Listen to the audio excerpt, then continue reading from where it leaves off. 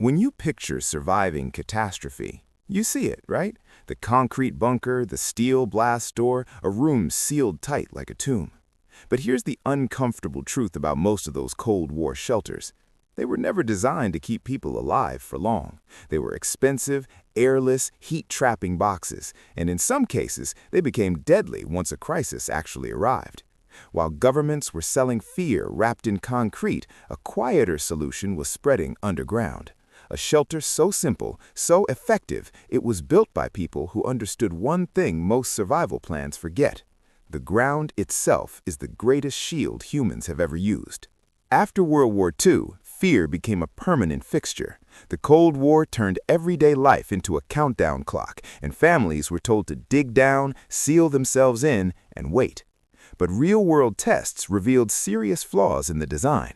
Concrete bunkers trapped heat. Poor ventilation caused oxygen to deplete. Moisture bred mold and sickness, and those rigid walls, they cracked under pressure instead of flexing. In trying to defeat nature, these shelters ignored how physics actually works. People didn't need thicker walls, they needed smarter ones. So some builders stopped copying military manuals and started studying the land itself. The breakthrough came from a simple observation. Soil doesn't behave like concrete. Earth absorbs shock, it regulates temperature, it blocks radiation naturally. Instead of digging a box and pouring concrete, builders shaped low arches using timber, curved pipes, or even sandbags, and buried them under compacted soil. That curved shape was everything. Arches don't resist pressure, they distribute it.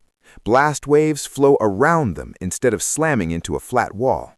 Just a few feet of earth turned these structures into thermal buffers and radiation shields, all without a single wire or mechanical part. The shelter didn't fight the environment, it cooperated with it. And the tests proved it. During Cold War experiments in the American Southwest, these partially buried structures consistently outperformed conventional shelters. Studies showed that just 30 inches of compacted soil could block the majority of harmful gamma radiation, sometimes better than reinforced concrete of the same thickness. But even more important was the climate control. Earth shelters stayed cool when surface temperatures spiked and warm when they dropped. Ventilation was ingeniously simple. One low intake, one high exhaust. Air moved naturally through convection. No fans, no generators, no sealed coffin effect. The earth did all the work. This design never disappeared. Off-grid builders still use it.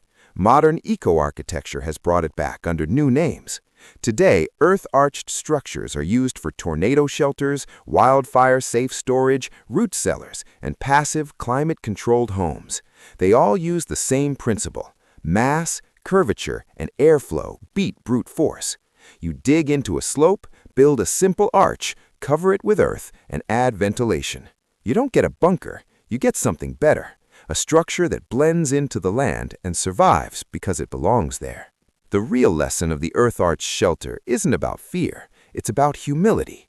Survival isn't just about building stronger walls, it's about understanding the forces that shape our world, heat, pressure, airflow, and letting them work for you. The Cold War left behind many bad ideas, but buried beneath them was one quiet truth. Sometimes the smartest shelter isn't made of steel. Sometimes it's just earth, air, and ingenuity shaped the right way.